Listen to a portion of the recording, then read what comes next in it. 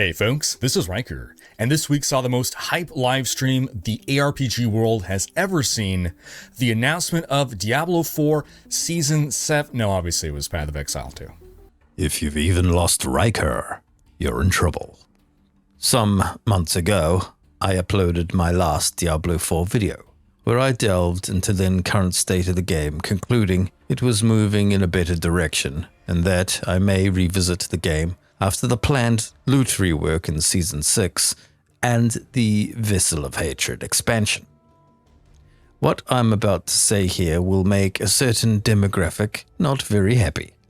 I would only say that I want nothing more than an amazing Diablo game, and I'm rooting for Blizzard actually to return to glory and deliver us one, and these opinions are nothing but my own.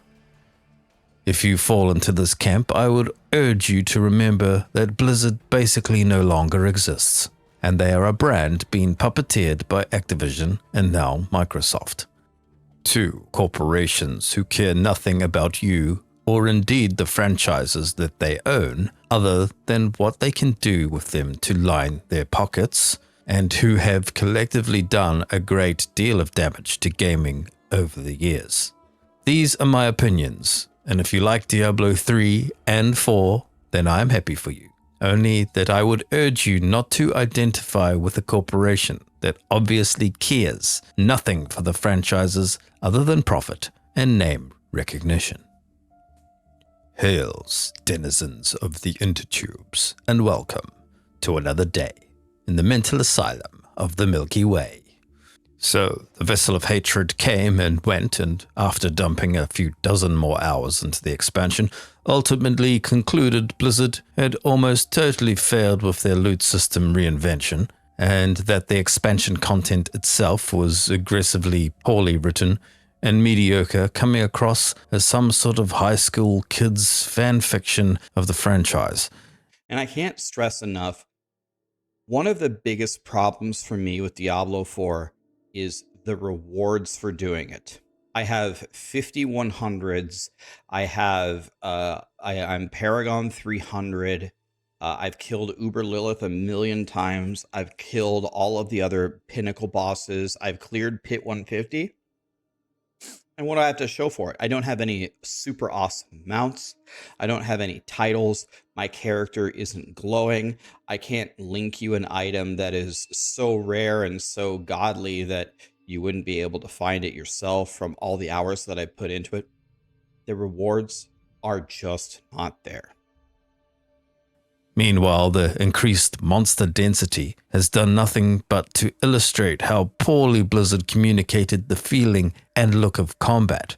Hell, you still cannot throw a basic melee attack with a bunch of the classes.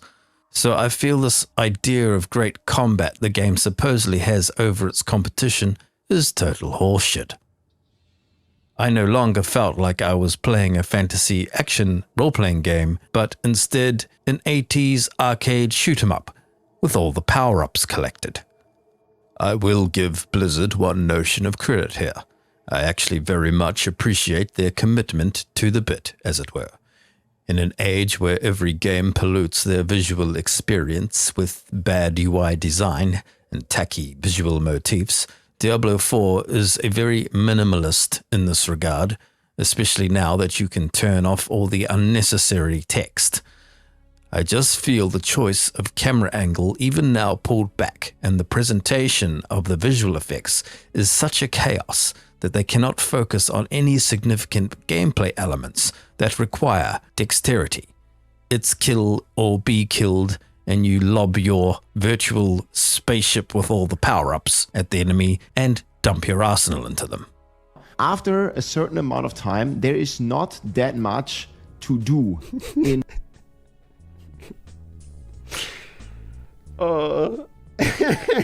I'm sorry, I have to laugh. I'm sorry, I have to laugh. At a certain point, there's not that much to do. Now, if you have followed my content for any period of time, you may have noticed that I tend to avoid drama for the most part, and there's been a hell of a lot of it in the last year. And if I cover a game that ends up not meeting certain standards of mine, I will generally at most post some feedback and then never speak of it again.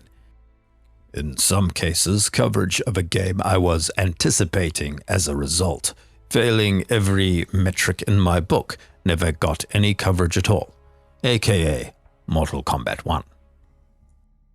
But occasionally, something will incandescently raise my ire to such a degree that all current-day modern politics that has infested a medium that is supposed to be about escapism just raises the pressure to such a degree where I have to engage the release valve, and I guess it's been building for a while, and this is one of those times. Next Friday, my fellow countryman, grindinggeargames, will release the sequel to their hardcore action RPG into early access. Path of Exile, a much loved but due to its indie roots and complexity, also a controversial game, a product that I consider to be one of the only good things about a beautiful country on the arse of the planet, which has largely been ruined by a narrow-minded country bumpkin societal mindset and imbeciles with too much power. But that's a subject for a different kind of channel. Although clocking in over a couple of thousand hours over the years, have ultimately found it missing the mark to an extent due to the less polished nature of the product, falling short of what Blizzard were able to achieve as a beloved and equally funded AAA studios in the late 90s and early 2000s. They were, despite their fall from grace, the kings of PC gaming.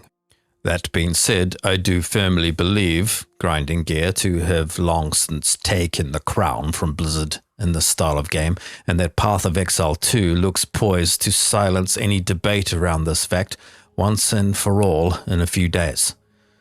My disdain and annoyance at many AAA developers and journalists alike has been building for a while, where instead of celebrating each other's achievements, they shrilly cry to not be held to the same standard in the case of Baldur's Gate 3, or attack successful games needlessly for their commitment to hardcore design choices, such as we saw in the case of Elden Ring. The culture war spilling out to developers themselves, letting their politics toxically infect their creative output while decrying their customer base as evil man-babies who need to be morally lectured to through a medium of their art, completely failing to realize or care that we all play video games to get away from this real-world clown show. All backed by the disciples of the media who largely couldn't play a video game adequately if their lives depended on it. And they wonder why we stop buying their products. Or maybe they really just don't care. I've long since stopped trying to reconcile the actions of the cretinously mentally impaired. So, I try not to bring any more attention to this stuff, as there's plenty of channels out there religiously covering this sort of thing.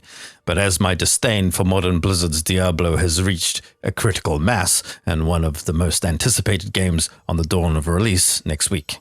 Grinding Gear released a mind-blowing information dump recently regarding the content present in their early access release, and it has to be conceded that it took the gaming community by storm.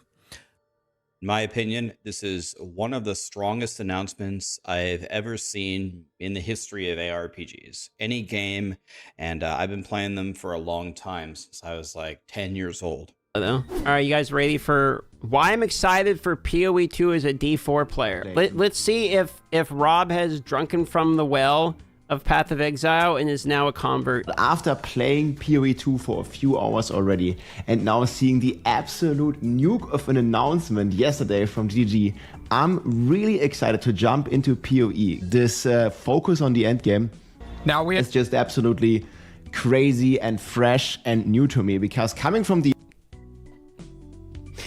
Did he just say the focus on in-game is crazy and fresh and new to me? Yes, it is. This beta has more depth to it than Diablo 4 does after the expansion. Like, this is fucking insane. Just getting hit with a fire hose information. It's just like... And you're just like, oh my God, stop! Ah! That's what I felt like. It was awesome. And suspiciously as if on cue, as their own campfire chat failed to gather much interest. First, We need to note what else happened on November 21st at the exact same time as GGG Live, Diablo 4's mid-season rundown stream on its 7th season. Of note, How'd that stream do? How'd it do?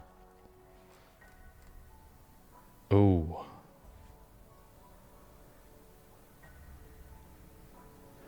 Ooh, not so good, huh?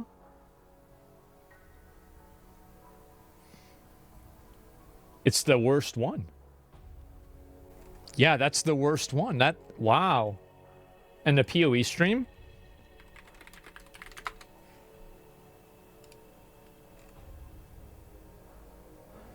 This is the best one. Huh. One Rod Ferguson, now producer of the Diablo franchise at Blizzard, who was actually until recently involved with the Gears of War franchise at Epic, chimed in with one of the most passive-aggressive statements I have seen in a long time. Feels like the genre of ARPG is starting to mean a lot of different things. Much like Souls-like and roguelike, I wonder if we could normalize Diablo-like for ARPGs that follow the Diablo formula. Bruh, you ain't even followed the Diablo like you ain't even got a goddamn Diablo in your game. One of the main things that I'm seeing is most people are blown away. They think this is actually going to nuke PoE 1 as well. This is hilarious. Not only is this highly unprofessional and comes across as very petty, let's get to the crux of the matter. No, Rod. Diablo hasn't even been Diablo-like since Diablo 2, a game you didn't even make, and it shows. Maybe we should instead start calling Diablo 3 and 4 exile-likes, because it's clear that if they haven't already, GGG are about to take that crown, and how things are going, likely permanently. This whole passive-aggressive outburst stinks of fair, and it's been clear that Blizzard North was the creative powerhouse behind the Diablo franchise, and Blizzard have absolutely no idea what they are doing with the property. They can't even decide what direction to take the game, with constant system rewrites and missteps, reinventing the wheel multiple times in Diablo 4's first year. I'll say it again. You own the IP to Diablo 2. All you had to do was modernize it. And no, not with politics. But hey, Path of Exile has always intimidated and frightened off the more casual audience, as well as the more lower-budget presentation has pushed others away. And I get it. But as many of these things are now addressed in the sequel, and some of the more tedious systems have been improved, refined, and even simplified in some cases, and although the skill tree remains intimidating, I would actually argue it's easier to understand from a meta perspective, while simultaneously being far more interesting than Diablo 4's Paragon boards, which are just very confusing, I think, for new players. Meanwhile, the skill tree basically has virtually no choices in it. It's really backwards. It seems pretty clear at this point that Path of Exile 2 has enough to please the diaper-wearing, degenerate, neckbeard-wielding, sleepless blasters with 2 inches of Cheeto dust in their chest hair, and gamers so casual they only play Candy Crush on their wife's iPhone while juggling 5 jobs and 10 kids outside of an hour when their kids go to bed on Thursday night. Other than the Diablo fan Ostrich Brigade with their heads firmly entrenched, it seems to have struck a healthy balance for everyone, and all the content creators seem to be jumping the bandwagon at this point. And I would urge those in the previous aforementioned camp to put aside your biases and at least give the game a chance when it comes out of early access, where it will be in fact not only free to play, but also not pay to win. Who haven't played Path of Exile 1, I wouldn't say that it's pay to win. You can definitely gain an advantage by having more bank slots, but you can complete all of the main game up to end game without needing to pay anything. And they're one of the few games and the few companies that I would feel completely justified giving money to based on the amount of hours I played the game for. Also, do remember, if this is intimidating you, You don't need any of this. I've played for hundreds of hours, and I think I've spent 20 quid, if that, to get some bank expansions. But you didn't even need those. I was just lazy and didn't want to throw things away. Good take. They're not mechanical advantages. You won't need them. You can play this game for hundreds of hours. If it was genuinely pay to win, it would have died years ago. Yeah, true. People get annoyed at me that I defend Path of Exile for the way that it monetizes itself, but I think it's the most fair way of doing it while still paying back the massive cost it took to make it.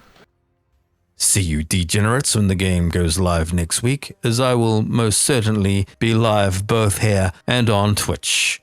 Necropants signing out.